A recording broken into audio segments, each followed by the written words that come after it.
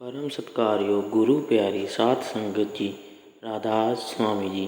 साध संगत जी, जो सत्संगी लोग होते हैं वो जब कहीं किसी भी सफ़र पर जा रहे होते हैं, चाहे ट्रेन से जाए या कार से, तो अक्सर पूरा रास्ता परमार्थ की बातें करते जाते हैं और मोबाइल या कार के स्टेरियो में सतगुरु के शब्द सुनना पसंद करते हैं।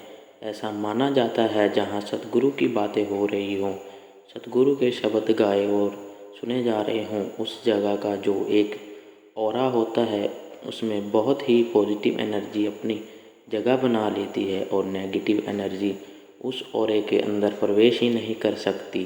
साध संगत जी, आज जो साखी आपको सुनाने जा रहा हूँ वो एक सत्संगी परिवार से जुड़ी हुई सच्ची साखी है। जब परिवार के एक सदस्य ने बात साझा की तो ये सुनकर सारी संगत हैरान रह गई थी।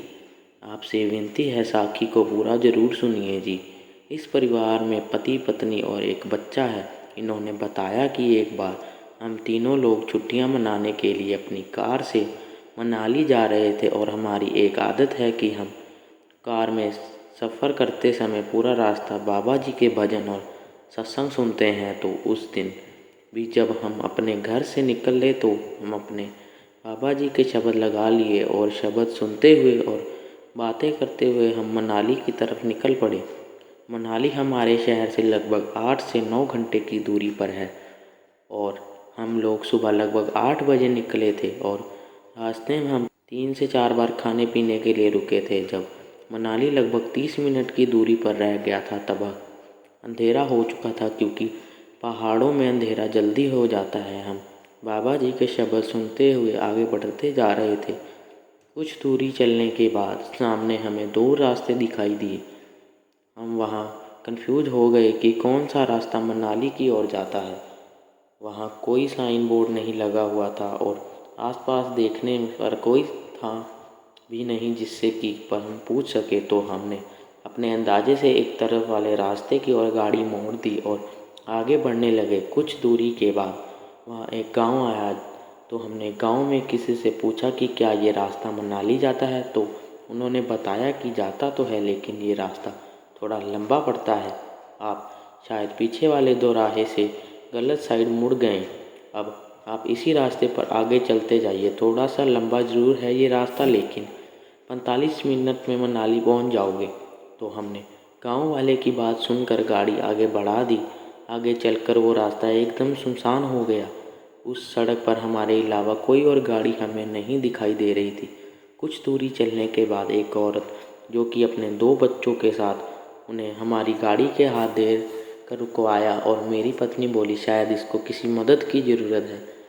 ये तो हमें बाबा जी हमेशा ही सिखाया है कि दूसरों की मदद ज़रूर करो, इंसानियत के नाते दूसरों की हेल्प करो।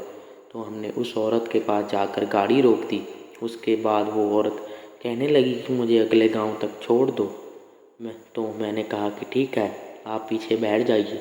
हमारे बच्चों को हमने पिछले सीट से उठाकर आगे मेरी पत्नी की गोद में बिठा दिया और मैंने गाड़ी का दरवाज़ा अपने ओपन कर दिया। जैसे ही वो औरत अपने बच्चों के साथ अंदर बैठी लगी तो एकदम पीछे हट गई। मैंने कहा कि क्या हुआ, कोई प्रॉब्लम है? तो वो कहने लगी कि पहले आप ये सत्संग शब्द बंद कर दीजिए। तो मैंने कहा कि किस लिए? तो वो कहने लगी, मुझे अच्छा नहीं लग रहा।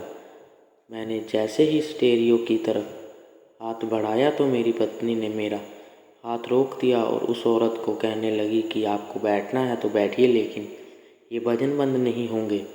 तो ये सुनकर औरत के बच्चे रोने लगे और उनके रोने की आवाज़ किसी आम बच्चे के रोने जैसी नहीं थी। उनके रोने का अंदाज़ा और आवाज़ एकदम अलग थी, जो हमने पहले भी कभी नहीं सुनी थी। ये देखकर हम डर गए और मैंने बाबा जी के शब्द और तेज़ आवाज़ में कर दी। जब मैंने आवाज़ बढ़ाई तो उस औरत और उसके बच्चों से वो आवाज़ सहन नहीं हुई, तो वो तीनों हमारी कार से पीछे हट गए। तब तक हम समझ चुके थे कि ये कोई इंसान नहीं है। इसके बाद मैंने थोड़ा पीछे होकर पीछे वाली सीट का दरवाज़ा बंद किया और मैंने वहाँ से गाड़ी भगा ली। लगभग अगले 10 किलोमीटर तक हमने औरत और उसके बच्चों की रोने की आवाज़ आती रही। हम उस दिन बहुत डर गए और हमने बाबा जी के शब्दों की वॉल्यूम इतनी तेज़ कर दी कि उस औरत के उसके बच्चों के रोने की आवाज़ अब दब गई और मैंने पूरा रास्ता कहीं गाड़ी नहीं रोकी और कुछ देर के बाद हम मनाली अपने होटल में पहुंच गए। तब मैंने अपनी पत्नी से इस बारे में बात की तो हमें समझ आया कि बाबा जी चमत्कार में चलने की वजह से वह नेगेटिव चीज़ एंटर नहीं हो कर सकी, क्योंकि जहाँ मालिक की चर्चा होती है वहाँ एक और ऑरा बन जाता है और उस ऑरे को भेद पाना नहीं किसी नेगेटिव ऊर्जा के बस में बात नहीं है। मालिक से बढ़कर कोई, मालिक से ज़्यादा ताकतवर इस संसार में दूरी कोई चीज़ नहीं है। और जब ये नेगेटिव चीज़ें भी इस चीज़ को समझती हैं कि ऐसे और में घुसा पाना उनकी शक्तियों के परे की बात है। साध संगत जी, ये तो बात ही एक सफ़र की, लेकिन सत्संगी अक्सर घर में भी बाबा जी के शब्द चला कर रखते हैं।